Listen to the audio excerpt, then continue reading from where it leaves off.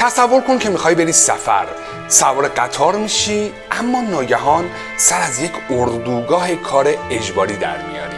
ترکیب یک داستان جذاب با بازی‌های فوق‌العاده و موسیقی هانس زیمر نتیجهش میشه مینی سریال تلخ، هولناک اما عاشقانه خالکوب آشویتز.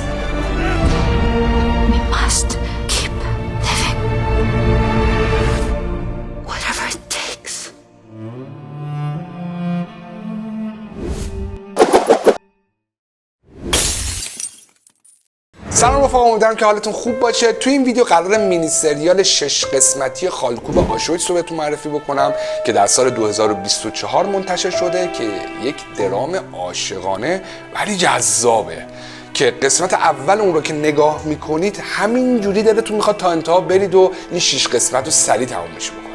این سریال بر اساس رمان پرفروش هدر موریس ساخته شده و داستان واقعی لالی سوکولوف هستش که یک یهودی اهل اسلواکی بوده که در جنگ جهانی دوم در اردوگاه کار اجباری آشویتز بوده و در اونجا وظیفش این بوده که شماره شناسایی هر یک از اون زندانی‌های یهودی رو روی دست اونها تتو می‌کرده.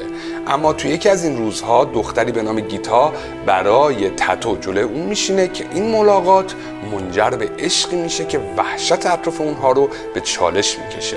داستان شجاعانه و فراموش نشدنی اونها آغاز میشه. لالی و گیتا تحت مراقبت یک افسر نازی غیرقابل پیشبینی تصمیم میگیرن که یکدیگر رو زنده نگه دارن. حدود 60 سال بعد لالی با بازی هاروی کایتل در 80 سالگی با نویسنده مشتاق هدر موریس آشنا شد. لالی که اخیراً همسرش رو از دست داده شهامت پیدا میکنه داستان خودش رو برای جهانیان بازگو بکنه.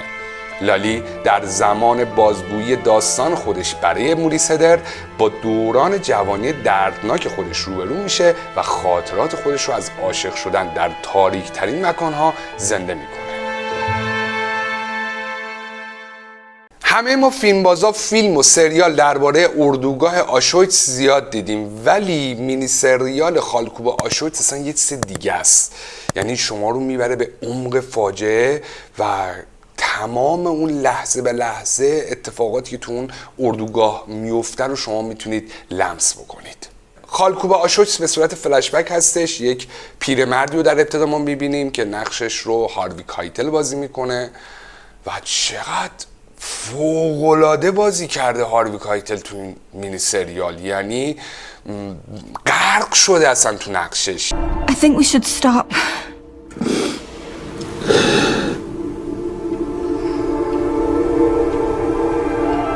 من با این همه فیلم دیدن تا حالا چنین بازی هنرمندانه از هاروی کایتل ندیده بودم. بی‌نظیر بود بازی ایشون.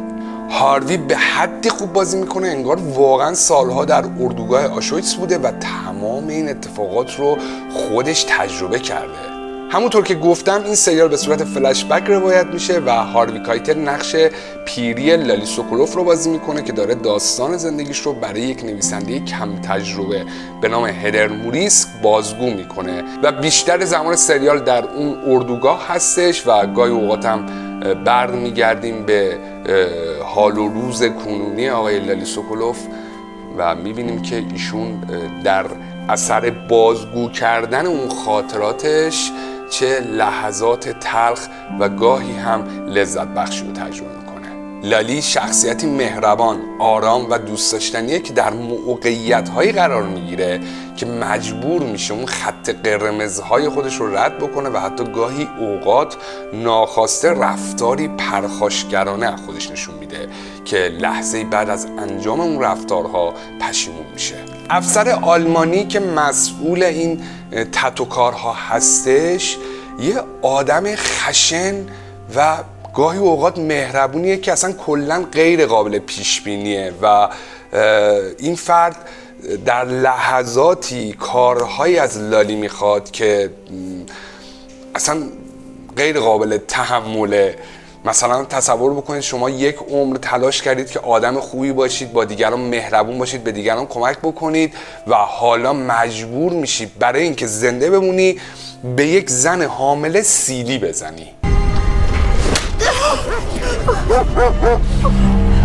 اما تنها چیزی که باعث میشد لالی به زندگی امیدوار باشه و بتونه با شرایط سخت اون اردوگاه کنار بیاد، عشق یک دختر به نام گیتا بود، دختری که رنگ و بوی تازه‌ای به زندگی لالی میداد.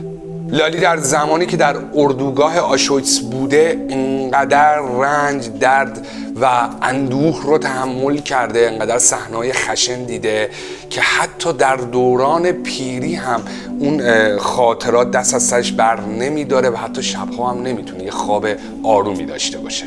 کارگردان این مینی سریال تالی شالوم ازر هستش که سعی میکنه ما رو در جای شخصیت اصلی سریال قرار بده تا ما هم همزاد پنداری بکنیم با شرایطی که لالی داره و در زمان تماشای این سریال در تک تک لحظه ها با خودمون میگیم که من اگر جای لالی بودم واقعا چیکار میکردم. موسیقی این سریال هم قابل تحسینه. هنس زیمر و همراه کاراتالوه ساخت سانترک این مینی سریال رو بر عهده دارن و مثل همیشه موسیقی فوق‌العاده‌ای رو ساخته هنس زیمر که باعث میشه تنش و اون ترس و هیجانات بالا بره و شما کاملا توی اون موقعیت قرار بگیرید. لالی سوکولوف در سال 1942 به اردوگاه آشویتس تبعید میشه و در اونجا قرار بوده روی بلوک‌های مسکونی کار بکنه، ولی به بیماری حصبه مبتلا میشه و زمانی که حالش خوب میشه و به کار برمیگرده یکی از اون کارگرهای بخش خالکوبی اردوگاه آشویتس میبینتش، ازش خوشش میاد و بهش میگه که بیا توی بخش ما کار بکن و ایشون هم قبول میکنه. کسانی که خالکوبی میکردن نسبت به بقیه یهودی‌های اون اردوگاه شرایط بهتری داشتن، مثلا یک اتاق مجزا برای خودشون داشتن، غذای بیشتری گیرشون میومد و هر کسی هم جرئت نمیکرد بخواد اونا رو اذیت بکنه و این یک موقعیت خوبی بود که گیر همه نمیومد. مینی سریال خالکوب آشویتس علاوه بر اینکه یک داستان تلخ و عاشقانه رو به تصویر میکشه، میاد خوی واقعی انسان‌ها رو نشون میده. ما انسان‌ها در حالت عادی سعی می‌کنیم با هم دیگه کمک بکنیم، با هم دیگه دوست باشیم، هم دیگه دوست بداریم و اینجور داستانا، حالا هم نه، منظور که اغلب حالا، ولی در زمان اضطرار اینجور نیست. در زمان اضطراره که اگر ما بتونیم اون حس خوبمون رو نسبت به دیگران داشته باشیم، به دیگران کمک بکنیم، با دیگران مهربان باشیم، اون اصله. وگرنه توی حالت عادی که همه سعی میکنن که چهره مهربان داشته باشن و همدیگر رو دوست داشته باشن. جالب بدونید که کتاب خالکوب آشویتس اولین رمان هدر موریس بود که در ابتدا قرار بود به عنوان یک فیلمنامه نوشته بشه. هدر موریس به مدت 3 سال با لالی سوکولوف ملاقات داشت، داستان لالی رو در مورد دوران حضورش با گیتا در آشویتس رو میشنید و برای فیلمنامه یادداشت برداری میکرد. 6 سال بعد از اولین ملاقات با لالی، خواهر شوهر موریس بهش پیشنهاد میکنه که داستان رو به صورت کتاب بنویسه. در سال 2018 این کتاب به 17 زبان ترجمه شد و یکی از این زبان‌ها زبان اسلواکی بود که زبان مادری آقای لالی سوکولوف بود و زمانی که می‌خواستن این کتاب رو با ترجمه اسلواکی عرضه بکنن، خانم هدر موریس به کشور اسلواکی میره، در شهر محل تولد لالی سوکولوف و انتشار این کتاب رو جشن میگیره. پیشنهاد میکنم که این مینی سریال جذاب رو حتما تماشا بکنید، چون لحظه لحظهش پر از احساساته و باعث میشه شما توی افکار و احساساتتون غرق بشید. خیلی ممنونم که این ویدیو رو تا اینجا تماشا کردید. لایک، کامنت، سابسکرایب فراموش نشه. جاتون اینجاست. مراقب خودتون باشید. خدا نگهدار.